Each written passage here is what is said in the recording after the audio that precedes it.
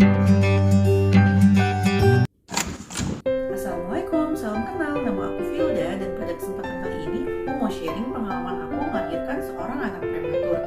Gimana sih dan apa aja yang harus aku lakukan saat aku mendapatkan keputusan dokter harus melahirkan seorang anak prematur. Yuk dilihat. Nah, apa aja sih yang harus dipersiapkan ketika dokter memvonis kita tuh untuk melahirkan seorang anak prematur? Nah, yang pertama sih kalau menurut aku, kalian tuh harus siapkan mental. Nah, setelah siapkan mental, banyak-banyak berdoa, minta dukungan keluarga, suami, orang tua. Selain itu, harus banyak membaca sih yang pasti. Setelah membaca, kalian juga harus sering bertanya sama dokter. Nah, yang terakhir, poin yang paling penting adalah katakan tidak pada inkubator. Yang pertama, tadi kita harus menyiapkan mental. Kenapa sih mental itu harus dipersiapkan? Saat dokter bilang kalau kehamilan kita itu nggak bisa dipertahankan dan kita akan melahirkan seorang bayi prematur. Simple banget sih. Waktu itu pagi-pagi banget ya, subuh. Nah, itu sebenarnya aku pendarahan. Nah, terus udah gitu dokter nelpon suster dan bilang kalau aku harus dioperasi pagi itu juga untuk menyelamatkan nyawa aku dan nyawa anak aku. Di situ aku sempet down banget. Aduh, gimana ya? Kira-kira bakal selamat nggak ya? Aku selamat nggak ya? Anak aku selamat nggak ya? Terus apalagi dokter bilang harus menyiapkan kantong darah. Nah, itu tuh apa ya? Kayak berkecamuk banget gitu, berkecamuk. Ya pikiran aku bercabang-cabang lah. Jadi nggak mudah sih saat dokter memvonis kita tuh harus operasi, dan apalagi untuk kehamilan yang belum matang ya, masih usia 33 minggu waktu itu. Tapi aku berusaha kuat, berusaha untuk menguatkan mental aku. Ya, aku percaya kalau operasi akan berjalan dengan lancar. Setelah aku berusaha untuk menguatkan mental aku dan menerima kenyataan, oh kalau pagi ini tuh aku akan operasi dan melahirkan seorang anak prematur. Nah, aku juga nggak berhenti berdoa, ya Allah tolong selamatkan anak aku, tolong selamatkan aku, jangan sampai salah satu di antara kita tuh ada yang nggak selamat. Nah, itu yang selalu aku ucap waktu sebelum aku masuk ruang operasi. Karena gimana ya, suasananya emang tegang banget sih. Sebelum masuk ruang operasi, aku tuh sempet ngerasa kayak deg-degan banget. Aduh, ini di dalam gimana? Nggak pernah operasi besar dan si cium. Nah, aku tuh nggak pernah cium lagi. Sayang. Oh sayang, sini. Sorry sempet keganggu. Jadi sebelum aku masuk ruang operasi waktu itu, aku tuh sempat ngerasa kayak apa ya, keringet dingin gitu dan ketakutan sih, karena aku nggak pernah menjalankan operasi besar, dan apalagi waktu itu nggak boleh didampingi sama suami atau keluarga di dalam ruang operasi. Rasanya takut banget. Terus ya udahlah, akhirnya dalam hati kecil aku selalu berdoa, ya Allah tolong selamatkan aku, tolong selamatkan anak aku. Selain menguatkan mental, berdoa, kita juga harus minta support keluarga sih kalau kita melahirkan seorang anak prematur. Karena kan banyak yang bilang ya anak prematur itu anak mahal gitu kan. Nah, gimana jadinya kalau misalnya kita itu nggak prepare uang sama sekali, udah gitu kita melahirkan anak prematur. Duh, pasti bercabang banget sih ya. Bercabangnya itu antara kepikiran keselamatan anak di ruang NICU sama kepikiran gimana harus membayarnya gitu kan. Nah, jadi sih kalau menurut aku buat kalian yang divonis dokter, oh ibu akan melahirkan seorang anak prematur, harus siap-siap sih kalau menurut aku. Ya mungkin menggunakan tabungan pribadi, atau kalau misalnya nggak ada, minjem keluarga, atau mungkin juga menggunakan BPJS ya. Kalau aku waktu itu kebetulan sebelum melahirkan aku emang udah prepare sih sama suami, jadi kita tuh prepare nggak mau menggunakan BPJS. Nah, karena mungkin anak pertama, ya udahlah kita pakai biaya pribadi gitu kan. Dan untuk kamar juga waktu itu karena anak pertama, dan aku nggak mau nyusahin suami sih, takutnya nanti aku melahirkan dan suami nunggu terus malah jadi sakit gitu kan kalau kamarnya gabung-gabung sama orang lain atau tidur di UGI. Jadi waktu itu kita emang udah prepare, oh ya udah nanti aku melahirkan pakai VIP gitu kan. Dan ternyata aku harus melahirkan anak prematur gitu. Nah, berarti kan aku harus menggunakan tabungan ya tabungan yang mungkin waktu itu kita pakai untuk nabung di rumah gitu, dan harus keluar untuk biaya melahirkan di luar dugaan sih ya. Ya udahlah, kita juga udah nunggu lama gitu untuk punya anak, jadi ya diikhlaskan banget gitu. Itu untuk kondisi aku loh ya. Kalau misalnya kalian yang apa ya, yang nggak prepare dana, nah menurut aku ya support keluarga tuh penting banget sih. Cerita sama keluarga terdekat, mungkin ada keluarga terdekat yang punya uang dan bisa membantu ya, itu wajib banget sih. Nah, poin selanjutnya nih yang menurut aku penting banget ketika kita udah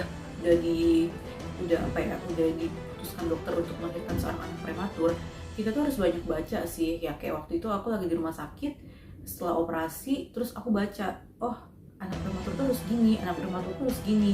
Jadi saat dokter datang visit, aku tuh nanya-nanya terus, dok ini anak harus gimana gitu kan. Nah terus dokter bilang waktu itu, bu asinya harus keluar ya bu, kolostrumnya harus dikasih ke anak. Ya udahlah, akhirnya waktu itu aku minta bantuan ke suster sama dokter yang visit, ini harus gimana, karena jujur asi aku nggak keluar waktu itu, karena kan stres banget ya, jadi asi aku nggak keluar sama sekali.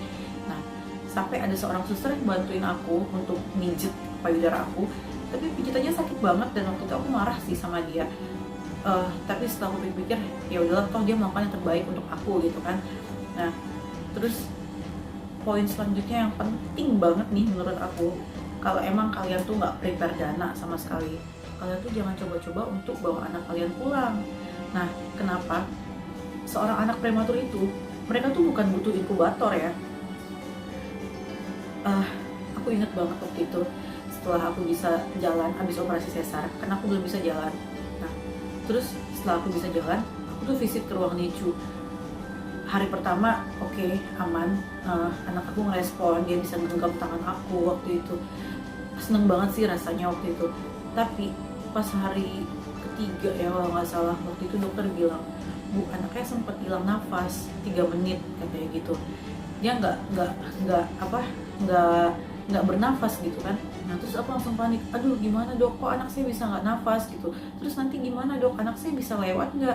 Oh tenang bu, ini kan ada alatnya gitu, jadi kalau misalnya dia nggak ada nafasnya, alat itu bunyi gitu kan. Nah di situ aku mikir, oh berarti yang dibutuhkan oleh seorang bayi itu bukan inkubatornya tapi alat pendukungnya gitu kan. Nah jadi kalau misalnya emang kalian tuh nggak prepare dana, jangan sekali-kali kalian bawa pulang anak terus udah gitu minjem inkubator sewaan. Karena gini, saat kalian memutuskan untuk bawa pulang anak dan tidak ada biaya gitu kan, nah yang terjadi apa? Apakah 24 jam kalian tuh akan mengontrol nafas anak gitu kan? Nah kalau menurut aku itu tuh berbahaya banget sih. Jadi kalau misalnya dokter udah memutuskan kalian untuk melahirkan anak prematur, nah sebisa mungkin anak itu harus dipantau dengan alat pendukung si inkubatornya, bukan inkubatornya yang diutamakan. Jadi aku mau ngasih tahu pengalaman aku ya, kenapa aku bilang membaca dan konsul sama dokter itu penting. Waktu itu simple banget, aku melahirkan anak di usia 33 minggu dengan berat badannya kecil ya, 1900 gram. Nah waktu itu tuh aku nanya dokter, dok gimana ya supaya berat badan anakku naik gitu kan. Nah boleh nggak dikasih HMF? Jadi setelah aku browsing, aku dapat info kalau HMF itu bisa menaikkan berat badan bayi gitu. Nah si dokter bilang kalau ibu mau boleh nanti kita kasih, tapi harganya sekian gitu. Jadi dokter itu nggak memberikan secara cuma-cuma tanpa persetujuan si ibu bayi ya, karena harganya emang cukup lumayan mahal. Nah setelah dapat persetujuan dari aku, akhirnya anakku dikasih HMF. HMF itu digabung sama ASI aku gitu, ASI yang udah aku pumping, nah terus digabung sama HMF. Lumayan sih berat badannya cepet naik gitu.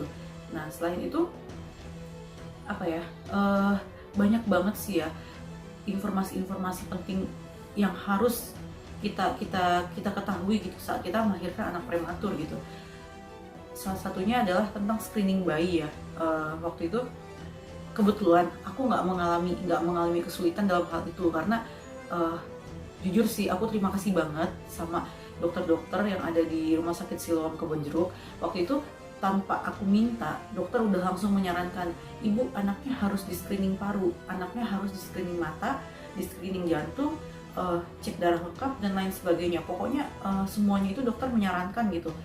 Dan emang sih harganya nggak murah ya. Nah, tapi waktu itu karena aku pikir ya udahlah, langsung dicek lengkap aja dok, nggak apa-apa. Nanti setelah bayiku keluar, jadi aku nggak repot-repot lagi harus ngetes dia gitu kan. Nah ternyata setelah aku di rumah gitu ya, setelah aku di rumah merawat anak, aku baru tahu kalau ada yang namanya ROP ya. ROP itu resiko untuk mata bayi yang dilahirkan secara prematur gitu. Itu berpacu dengan waktu. Kebetulan aku juga nemu grup ya di Instagram waktu itu, namanya Prematur Indonesia. Di sana lumayan banyak ibu yang nggak dapat informasi tentang kalau anak prematur itu harus dites ROP gitu kan. Nah, karena berpacu dengan waktu, si anak itu bisa mengalami buta permanen. Alhamdulillah banget waktu itu di rumah sakit, dokter yang ngerawat dan semua yang ada di rumah sakit Siloam tuh ngasih tahu ibu anaknya di screening lengkap aja gitu. Ya udah nggak apa-apa dok, nanti diurus aja suratnya, nanti saya minta rincian biayanya ke bawah gitu, ke ruang administrasi. Nah di situ ya apa ya, ada suatu kelegaan gitu, karena aku nggak bisa bayangin gimana jadinya kalau sampai anak aku tuh sampai nggak bisa melihat gitu ya, karena kitanya yang kurang informasi gitu. Hai Moms, thank you yang udah nonton dari awal, dan buat yang mau tanya-tanya boleh banget lihat di bawah ya, itu ada ID Instagram aku, kalian bisa DM di sana dan boleh nanya-nanya ke aku. Thank you.